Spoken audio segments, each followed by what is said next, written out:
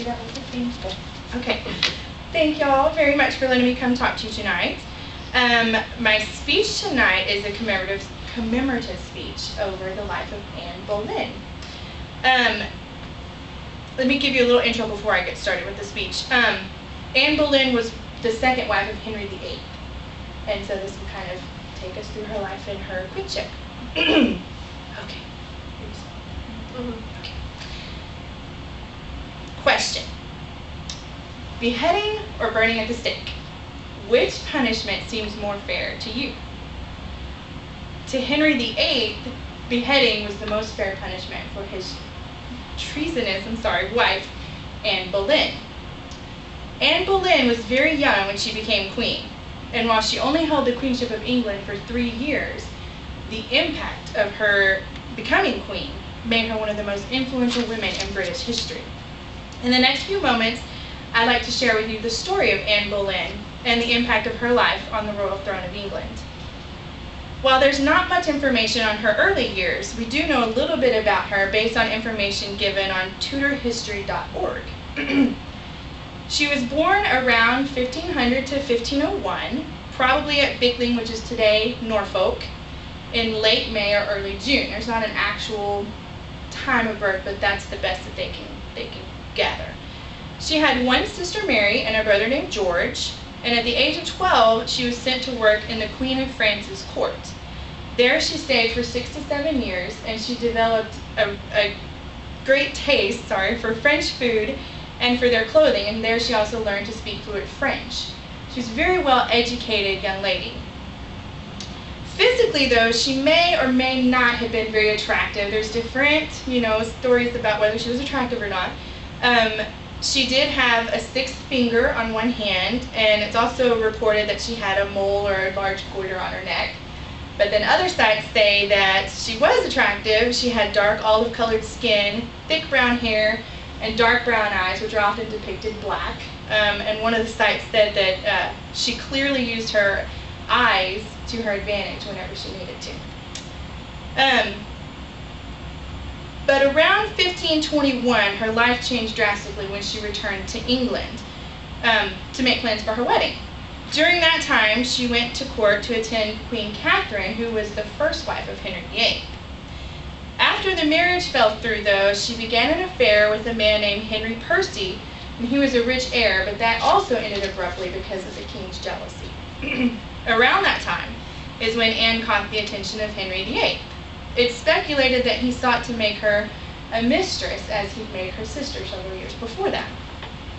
It appeared to everyone that she would become another mistress. However, in 1527, Henry began to seek an annulment of his marriage to Catherine so that he would be free to marry again. This is where her story becomes a lot more interesting for us, but a lot more difficult for her. While the king wished for her to be a mistress, Anne had her own ambitions. She's stubborn a little bit, kind of like me. She had her own wishes and she had her own desires, and hers was a desire for power. She wanted to be the most powerful woman in England, and she wasn't going to stop till she had it.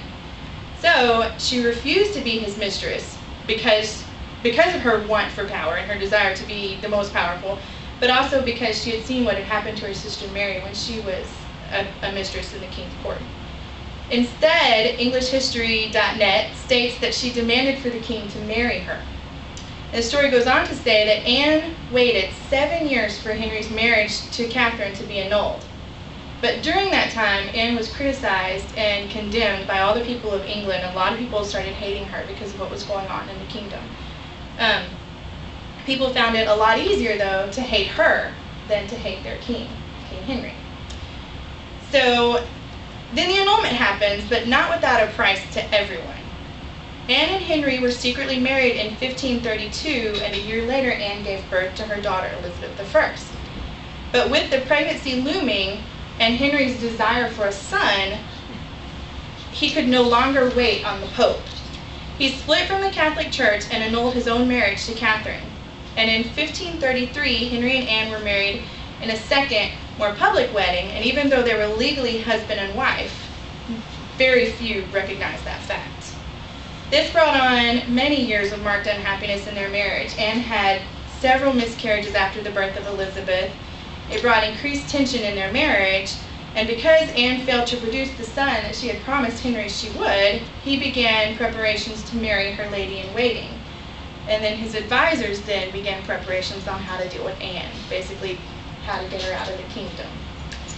Anne quickly became under fire, and she was falsely accused with treason. She was accused of having affairs, and she was also accused of having an ancestral relationship with her brother George.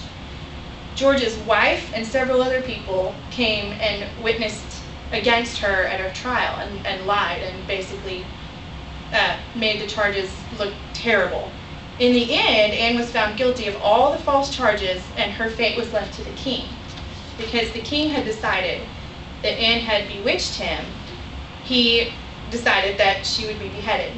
And in May of 1536, she was executed. It's very important to note, though, that in 3 short years, all the people who despised her at the beginning of her reign were outraged at the injustice of her execution. Many people cried out. They were upset that this was happening to Anne.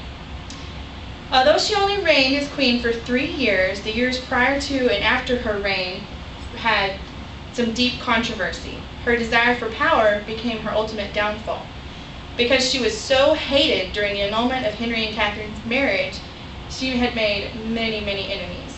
The only man she could depend on was King Henry himself, and once she failed to give him a son, that dependency was over.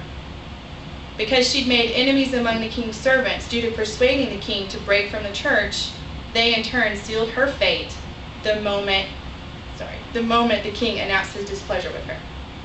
Over the course of her 10 short years in the king's court, this one woman changed the face of England's history by producing a female heir to the throne. Her daughter Elizabeth went on to become one of the most revered and beloved queens in England's history. Yay!